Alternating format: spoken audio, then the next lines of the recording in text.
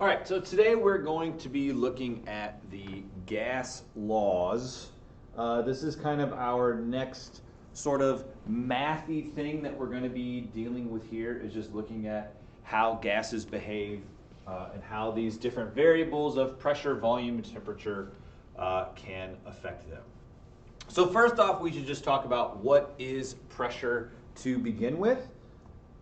And pressure is the force of gas particles running into a surface. So if you think about, a ball hitting you in the arm, it collides with you and it provides a force over a certain area. That's what we call pressure. Well, the same is true with gas molecules. The gases in your airs are just tiny little balls hitting you all over your body.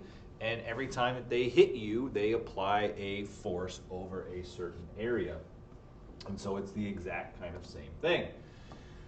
One of the things that we're going to be focusing on here is just all of the different ways that we can characterize pressure. So in the same way that we have different types of units to establish weight, we can think of grams, we can think of pounds, we can think of tons, we can think of ounces. There's lots of different ways that we can characterize weight. Well, there's also different ways that we can characterize pressure. And so these are all the different types of units that we would use to characterize pressure. And down here at the bottom, you'll be given this on the test, but this is the equivalency. This is where all of these different units are equal to each other. And so we can use that to convert from one unit of pressure to the other. So this is really one of the main things that you need to be able to do on the test. So for example, the way that we would solve this is just like any other kind of conversion, like our mole conversions. Your first step should be take what you're given. So in this case, it's 150.2 kilopascal, and draw your X and draw your line.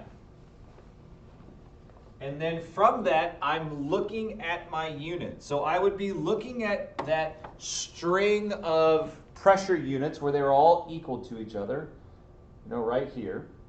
And I would only be using the values associated with the units that I'm trying to convert to. So for example, here, I would look, and this would be on your orange sheet, by the way, your chemistry help sheet. Which you got at the very beginning of the year.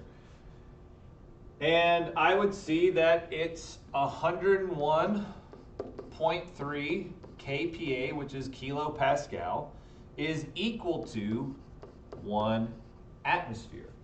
And so I would set it up in such a way so that my units would cancel. So because it's kPa, I would put kPa on the bottom so that it cancels. And then I would do 150.2 divided by 101.3, and then I would get an answer of 1.483 atmospheres, rounding for significant digits. Likewise in this problem, so I would take what I would be given, so 29.5 psi, draw my X, draw my line.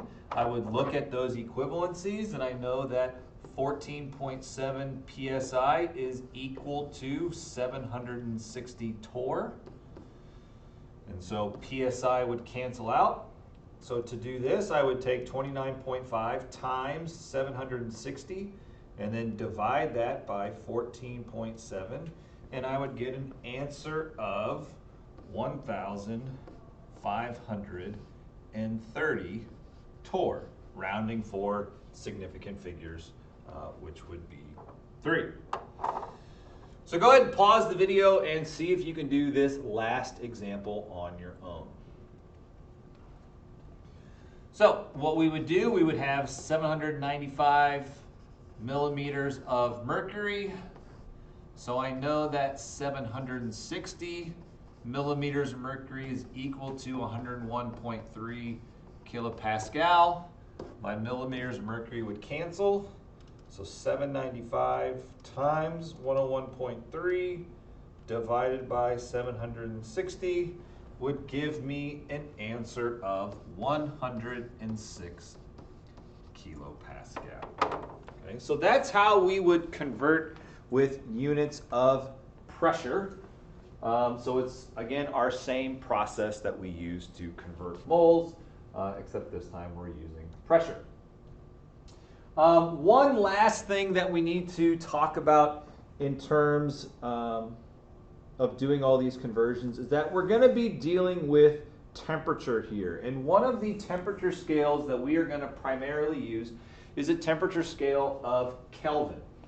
And this is called the absolute temperature scale because there are no negative values in the Kelvin scale. And the reason why this is important is because if we do calculations with, say, degrees Celsius or degrees Fahrenheit, and we have negative temperatures, which you can have in degrees Celsius and degrees Fahrenheit, well, then we're going to end up with values of negative pressures and negative volumes, and that's impossible, right? Volume is the amount of space an object takes up.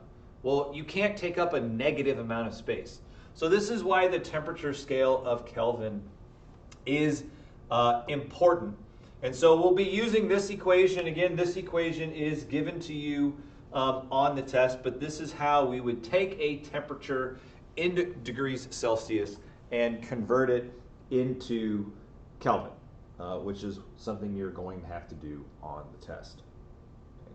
And then the last little piece is this.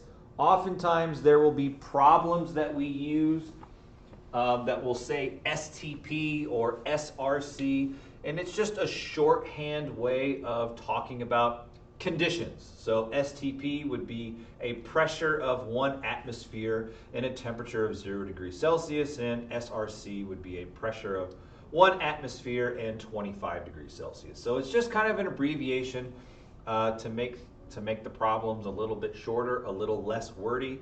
And again, this information is on your chemistry help sheet. It's the orange sheet that you got at the beginning. If you don't have the orange sheet, you can always download that from Schoology.